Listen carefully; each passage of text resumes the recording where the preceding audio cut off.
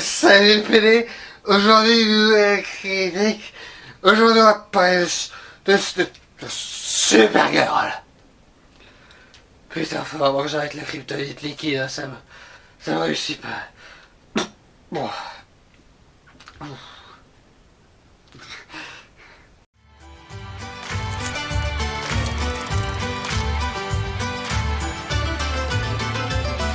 Les chroniques du lombric. Et salut tout le monde, bienvenue dans cette nouvelle petite critique qui sera, vous l'aurez compris, aujourd'hui consacrée au film Supergirl, réalisé par Craig Gillespie et qui est sorti, j'ai oublié,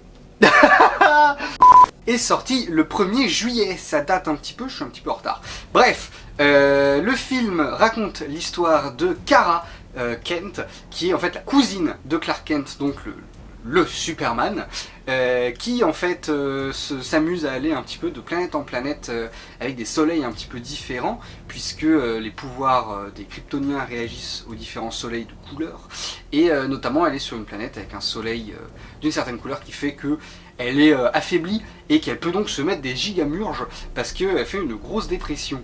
Et ce quotidien va un petit peu basculer au moment où elle va faire la rencontre d'une jeune fille nommée Roussi, qui a vu sa famille, son père forgeron, sa mère ainsi que son frère se faire tuer par un clan de brigands mené par le terrible Crème des collines, qui du coup désire se venger de ces brigands et qui cherche quelqu'un pour l'accompagner. Et écoutez, Kara va finir par l'accompagner et par l'aider quand le même Crème va blesser mortellement Crypto, son chien, et qu'il va falloir du coup se lancer dans une quête pour trouver Crème, qui est le seul à posséder l'antidote pour sauver le chien. Je suis un peu partagé sur ce film, parce que je trouve que y a des très bonnes choses, il y a des super idées, il y a vraiment genre c'est très bien, mais il y a quelques éléments qui m'ont sorti du film, il faut l'admettre, qui fait que j'ai pas la sensation d'avoir pu pleinement l'apprécier.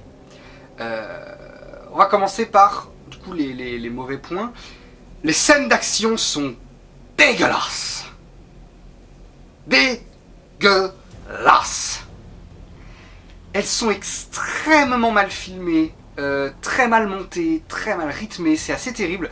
On a souvent, en fait, on sait jamais vraiment qui tape qui reçoit un coup de qui tout ça, c'est qui est où dans l'espace, qui ça, c'est vraiment très très mal géré. Notamment, il y a un moment, il y a une scène où, une scène de bagarre où on voit Roussi qui court dans une ruelle.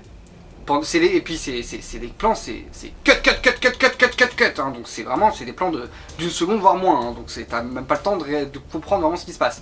Donc tu vois pendant genre moins d'une seconde Roussi courir dans une ruelle, puis t'as un plan de moins d'une seconde sur Lobo sur sa moto, plan d'après Roussi est en train de courir sur un toit, plan d'après Lobo fait exploser un truc, plan d'après Roussi saute entre deux toits avec l'explosion à côté.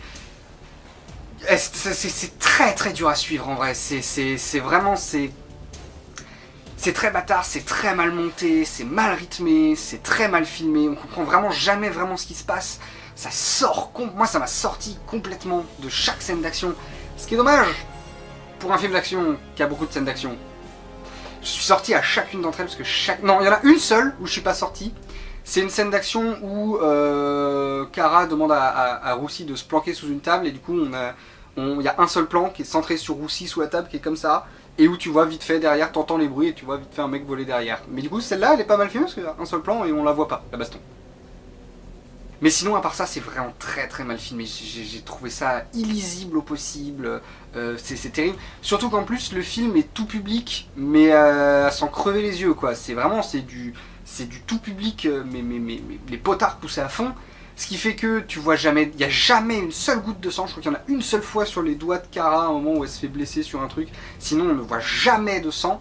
Et du coup, les personnages dans les bastons, leur seul moyen de s'en débarrasser, en fait, c'est de les faire voltiger, c'est de les envoyer à droite à gauche. Sauf que du coup, tu passes ton temps à avoir des mecs volés partout, que tu sais pas qui, quoi, comment, que du coup tu vois Kara mettre un coup de poing, t'as un mec à l'autre bout qui s'envole, t'as machin, enfin c'est un peu n'importe quoi. Donc voilà, c'est vraiment horrible à regarder, ouais, c'est vraiment, c'est terrible. Et ce qui est chiant avec le côté tout public aussi, c'est que il y a quelques moments où il y a des personnages nommés et importants qui meurent, ne serait-ce que la famille de Roussi. Le tout public mêlé aux scènes d'action qui sont illisibles, fait que cette séquence-là de la mort de la famille de Roussy, ça va durer moins de 10 secondes. Moins de 10 secondes sur lequel t'as une trentaine de plans.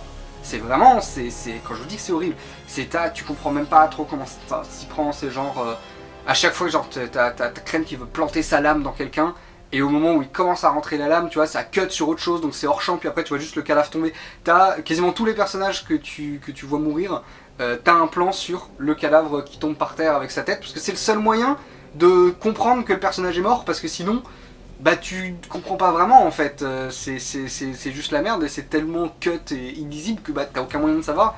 C'était lui là qui est mort? D'accord. Donc voilà, c'est un petit peu chiant, n'est-il pas?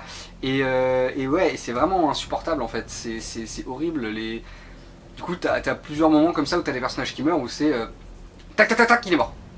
Et tu passes très vite à autre chose. Et t'es en mode, mais oui, mais laissez-moi, enfin je veux dire, on a appris à le connaître un peu ce personnage, on a appris tout ça, laissez-moi un peu profiter de sa mort. Puis du coup, les morts sont toutes les mêmes, c'est-à-dire on te plante un truc, mais c'est hors champ, et on voit le méchant avec une lame qui s'approche de toi, cut sur quelqu'un qui fait oh non, et cut sur le cadavre par terre. Donc genre c'est tout hors champ, c'est tout public au possible, et c'est chiant parce que du coup c'est terrible, c'est tellement pareil pour un film de super-héros en plus quoi. C'est assez chiant quoi, c'est assez chiant. Et pareil, il y a un personnage à un moment qui meurt embroché, un personnage un peu plus important que les autres, qui meurt embroché. Pareil à coup d'épée, hein, c'est un peu comme ça que tout le monde meurt. Pas une seule goutte de sang quoi, même sur la lame après il n'y a pas une seule goutte de sang. C'est terrible, et c'est vraiment schlack, aïe, c'est vraiment ça quoi. Il y a des personnages des fois que Kara, qui est une kryptonienne hyper résistante, que elle saigne pas, et encore c'est la seule qui saigne à un moment, mais que elle dans l'idée elle saigne pas, qu'elle soit hyper résistante machin, d'accord je veux bien, mais les autres ils sont pas censés être giga résistants, giga machin, hein. Quand ils survivent, je veux dire, quand t'as un moment, t'as tout une sorte de gros vaisseau qui se crache, et que t'as les personnages qui tombent, qui roulent sur le sol entre les débris qui tombent, qui machin, qui ça, c'est hyper stylé, mais c'est très mal filmé, donc on n'est pas vraiment dedans. Mais donc voilà, c'est les personnages qui roulent, qui machin, pendant que t'as les débris qui leur tombent autour machin, et qui se relèvent, et qu'il n'y a pas une seule putain d'égratignure, même pas une mèche de cheveux qui dépasse. Putain, les gars, un peu de réalisme aussi, merde, je veux bien que c'est tout public, mais enfin quand même, dans le Superman de James Gunn, il y avait quand même déjà un peu plus d'effusion de sang et de blessures, quoi. Même Superman, il en chiait un peu plus, quoi. Ne serait-ce qu'un peu de poussière, je sais pas. Enfin bref, c'est vraiment, ça c'est le truc qui m'a pas... Enfin, ça... En fait, c'est la façon... Disons que ce film-là, le fond est intéressant et vraiment bien, et il y a des thématiques, et il y a des personnages qui sont vraiment cool. Mais c'est la forme, moi, qui m'a vraiment beaucoup dérangé et qui m'a vraiment sorti du truc. Les musiques sont très très oubliables, le film n'a jamais vraiment d'envolée ou de tout ça, c'est dommage parce que tu aurais pu développer un thème vraiment chouette et tout ça, mais là, il n'y a pas. Les musiques sont très très oubliables, et on ne verra jamais vraiment la place pour exister et pour tout ça, et elle est là juste pour être là, et du coup, pas très impactante, c'est dommage. Les effets spéciaux sont chouettes par contre. Quand on arrive à les distinguer dans toute cette merdasse mal filmée, les effets spéciaux sont bien, rendent vraiment bien. Pour le coup, ça c'est du bon taf. Pour parler un peu des personnages, je vais d'abord parler des personnages que j'ai moins aimés jusqu'à arriver aux personnages que j'ai plus aimés. On va essayer de commencer par le négatif puis finir sur le positif pour une fois. Je trouve que les méchants, donc Crème des collines, je sais plus quoi, et toute sa bande de bandits, sont pas super marquants, sont pas très intéressants, ils sont très très classiques et oubliables.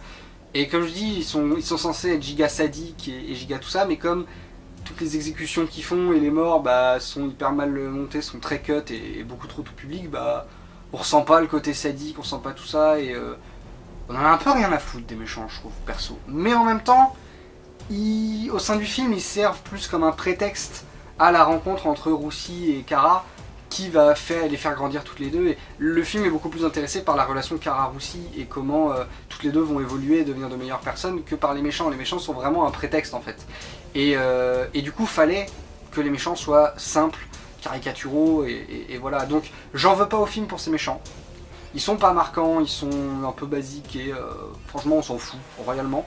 Mais j'en veux pas au film parce que c'était un mal nécessaire pour que la relation Kara-Roussi soit aussi impactante et aussi chouette, quoi. Après, on aurait pu avoir quand même des actes un peu plus marquants, mais à la limite c'est pas grave. Lobo est chouette.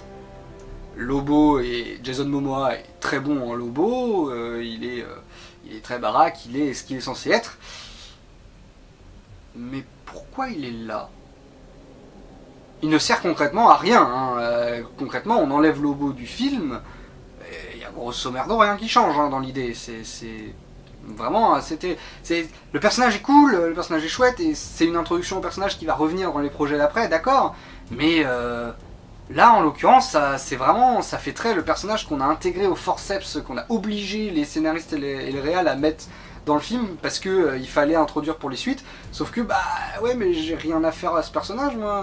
J'avais pas du tout prévu de l'avoir. Enfin, c'est dommage pour un personnage qui est un peu marquant comme ça, qui fonctionne bien à l'intérieur du film, qui soit vraiment complètement inutile. C'est un peu con.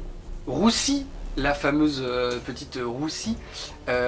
Pour le coup, en fait, je suis un peu partagé parce que j'aime beaucoup l'idée du personnage, qui est du coup cette petite fille qui veut donc venger sa famille, son père qui était forgeron des meilleures armes de l'univers plus ou moins, qui du coup se fait tuer par les brillants qui voulaient récupérer des armes. Elle arrive à choper une épée et elle se met en quête de vouloir venger sa famille et de tuer du coup les gens qui ont tué sa famille à elle, voilà.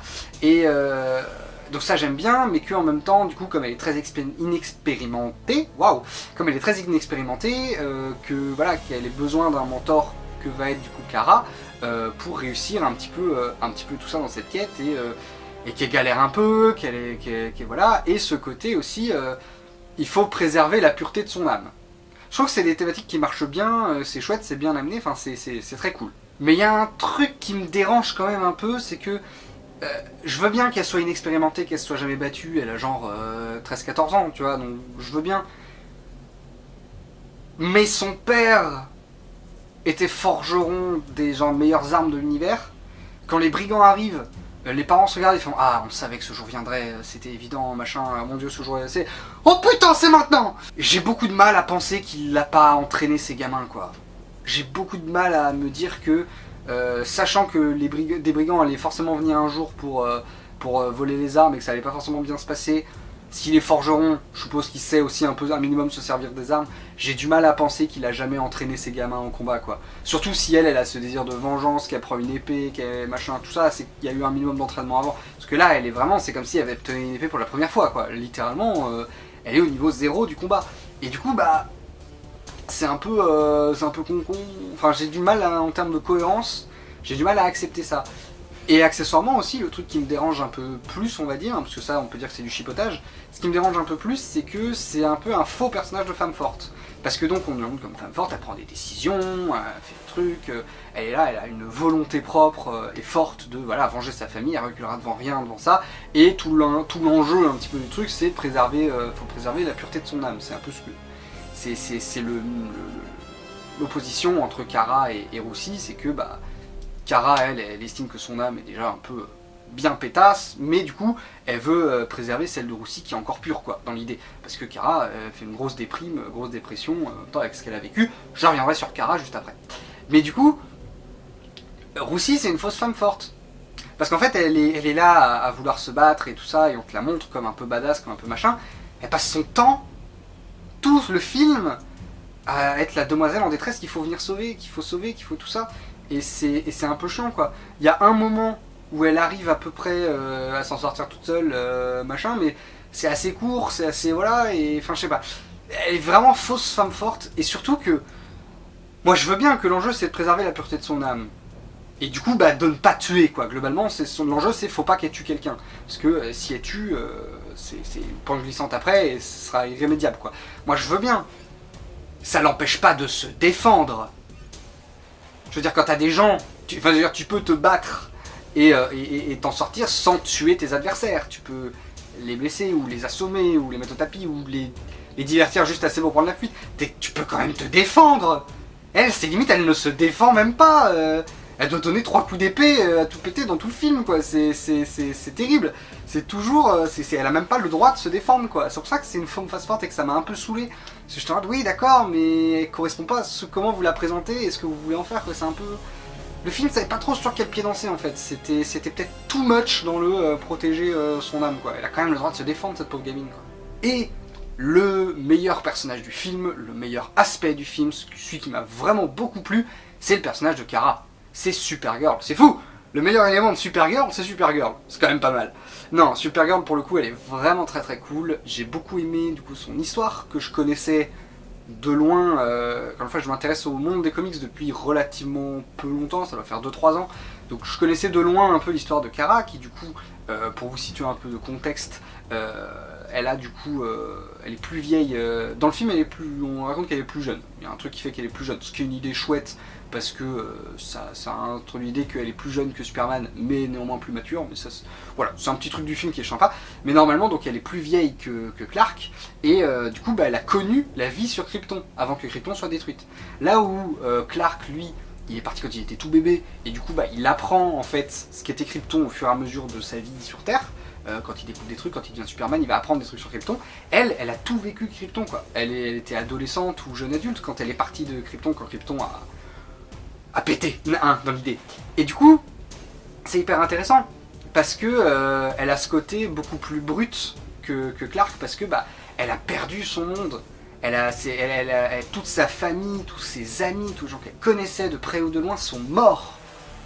Pour qu'elle survive, tu vois, genre elle est partie et elle sait qu'ils sont plus que 2, quoi. Et du coup elle est beaucoup plus brute, beaucoup plus colérique, beaucoup moins boy scout, quoi. Et c'est hyper intéressant en fait, c'est hyper chouette je trouve comme idée de personnage. Et dans le film c'est plutôt bien traité, ce côté dépression où elle se bourre la gueule tout le temps, tout ça, elle estime que déjà son âme est déjà foutue, donc passons à autre chose. Mais du coup voilà, et j'ai trouvé ça super chouette, j'ai trouvé que c'était bien amené, que c'était bien traité, que son évolution fonctionnait, que les événements qui la font changer et devenir quelqu'un de meilleur, tout ça, je trouve que ça fonctionne très bien et que c'est très très cool. Donc vraiment, Supergirl est très très bien. Et je trouve que Millie Alcock, qui du coup l'actrice qui joue Supergirl, elle est excellente dans le rôle. Elle est très très bien, elle joue parfaitement bien, j'y crois à 100% moi à sa Supergirl. Malgré le backlash qu'elle a eu parce que apparemment elle est trop moche pour être Supergirl. Vraiment. On est vraiment à ce genre de considération, les gars. Genre, elle est trop moche pour être Supergirl. What? Puis surtout que, de l'avis d'un homme homosexuel comme moi, qui du coup vaut ce qu'il vaut, moi je la trouve plutôt très très jolie. Millie Alcock, on va pas se mentir, je trouve que c'est une très belle femme. Mais bon, les goûts et les couleurs. Mais du coup, je comprends pas ce backlash, surtout que dans le film elle est excellente. J'ai envie de revoir Kara dans d'autres films. J'ai envie de retrouver les personnages de Supergirl. J'ai envie de la revoir. Alors que des personnages comme Roussi ou Lobo, j'ai moins envie de les revoir dans l'idée. Parce qu'ils m'ont manqué, parce qu'ils étaient beaucoup plus imparfaits, beaucoup plus machin. Elle, j'ai envie de revoir des films avec elle. J'ai envie de continuer à suivre son personnage, son évolution. Preuve que le personnage est une vraie réussite du film. Du coup, c'est vraiment dommage qu'ils aient chié autant les scènes d'action et des trucs comme ça, parce que putain, il y a des très bonnes choses dans ce film quand même. Il y a des très très bonnes choses. Petite parenthèse chipotage. Ça va pas être long. J'ai pas beaucoup de chipotage à dire, mais j'en ai déjà dit un peu avant. Mais il y a un moment par exemple où une scène de baston où Kara est dans l'espace et elle enfile tout un scaphandre, une tenue d'astronaute dans l'idée. Elle se fait éjecter dans l'espace. Petite scène de combat. Et en plein milieu du combat, sans aucune raison, la tenue d'astronaute a disparu. Elle est habillée en normal, dans l'espace. Vraiment, genre d'un plan sur l'autre, elle a perdu sa combi d'astronaute et tout va bien. C'est un immense faux raccord. Et toute la. C'est vraiment. C'est genre, elle est habillée en cosmonaute. Et en plein milieu du combat, d'un seul coup, d'un plan à l'autre, elle a pu sa tenue d'astronaute. Et elle l'aura pu jusqu'à la fin du combat, quoi. C'est vraiment. C'est énorme faux raccord. Qui m'a un petit peu. J'étais en mode, ah tiens. C'est con parce que la scène était presque lisible, mais bon, il y a quand même des conneries qui font que. Donc voilà, c'est petit pinaillage, mais j'avais besoin de dire. Je vais faire une mini section spoiler, elle va être très courte, time code, comme d'habitude. Mini section spoiler parce qu'il y a un tout petit truc sur l'histoire de Kara et de Krypton que voilà. Je sais pas si c'est un truc qui vient des comics aussi, Je suppose que ça doit être une idée qui vient de certains comics, dans l'idée. Mais en gros, on apprend que en fait, donc Kara est plus jeune que Clark, parce qu'elle est née après, parce qu'en fait, il y a un bout de Krypton qui a réussi à survivre. Il y a un bout de Krypton qui s'est détaché et qui a réussi à survivre. Sauf qu'on nous dit qu'il y a une sorte d'épidémie, une maladie qui se répand et qui tue les Kryptoniens les uns après les autres. Mais du coup voilà, elle est née, elle a vécu sur cette petite partie de Krypton qui a survécu dans son dôme de protection. Et elle a quitté du coup ce monde-là quand oh là là, l'épidémie se répandait un peu trop, il y a des Kryptoniens qui meurent. Mais du coup, question un peu toute... Enfin, j'ai un peu de mal avec l'idée qu'un bout de Krypton ait survécu en fait. Parce que du coup ça enlève vachement du côté ils sont les seuls survivants de leur race, Kara et Clark. Je trouve que ça enlève beaucoup de ça et c'est un peu, je trouve ça un peu bof. J'aime pas trop cette idée là en fait que il y a un bout de Krypton qui a survécu, à tout moment on prend un vaisseau puis on y va, on peut aller sur le bout de Krypton qui a survécu. Alors oui il y a une petite épidémie mais à la limite on se lance scaphandre comme ça on n'est pas emmerdé et tu peux visiter le bout de Krypton qui a survécu. Clark, regarde, viens, je vais te montrer ton peuple. Il y a peut-être encore des survivants en plus, machin, parce qu'on voit pas le... Autant Krypton, on la voit se faire détruire, autant ce bout de Krypton, on le voit jamais être détruit, on voit jamais toute la population mourir, on voit que... on voit genre, il y a la mère de Kara qui meurt de la maladie, et après t'as un plan sur un hôpital où t'as Kara qui voit un mec en train d'agoniser, et c'est tout. Donc en fait tu te rends vraiment même pas compte de à quel point c'est dangereux cette épidémie. Et du coup tu peux aisément te dire, ouais bah il y a des Kryptoniens qui sont encore vivants sur leur bout de planète, qui ont peut-être réussi à trouver un remède entre temps, qui machin. Enfin vraiment c'est... J'avoue que moi j'ai un peu de mal avec cette idée qu'un bout de Krypton a survécu, parce que ça enlève de la fatalité de leur truc, ça... J'ai envie de dire, mais Kara, qu'est-ce qui t'empêche d'aller aussi faire un petit tour, juste voir au moins comment ça a évolué la situation, emmène Clark avec toi, peut-être que Clark a envie de voir ce que quoi ça ressemblait Krypton, enfin, je sais pas. Ça enlève beaucoup de poids et beaucoup de choses, et je suis moyen fan de cette idée, j'admets. Je suis pas... J'aime pas trop. Voilà, du coup en résumé, Supergirl, il y a des très bonnes idées. Des trucs qui sont vraiment intéressants, le personnage de Kara, notamment, et toute son évolution, tout ça, et voilà, enfin il y a toute la thématique aussi de préserver l'âme de Roussi, tout ça, c'est hyper intéressant. Mais je suis pas rentré dedans et j'ai pas 100% adoré le film ou aimé le film parce que les scènes d'action sont vraiment extrêmement mal réalisées, très mal filmées, très mal montées, c'est assez terrible, t'as des... Je l'ai peut-être pas dit, mais en gros t'as plusieurs actions en plus qui se superposent dans ces bastons et comme c'est hyper cut, t'as du mal à te rendre compte de qui fait quoi, qui machin, et du coup ça rend tout vraiment indigeste et illisible au possible. Enfin c'est vraiment, c'est le truc qui m'a vraiment sorti du film, et parce que toutes les scènes d'action sont ratées. Comme je dis, il y en a une seule où j'ai trouvé que ça allait à peu près parce qu'on la voit pas, mais sinon toutes les scènes d'action sont ratées et illisibles et je les ai trouvées horribles. Et donc je sortais du film à chaque scène d'action, parce qu'il y en a beaucoup, c'est un film d'action à la base, hein.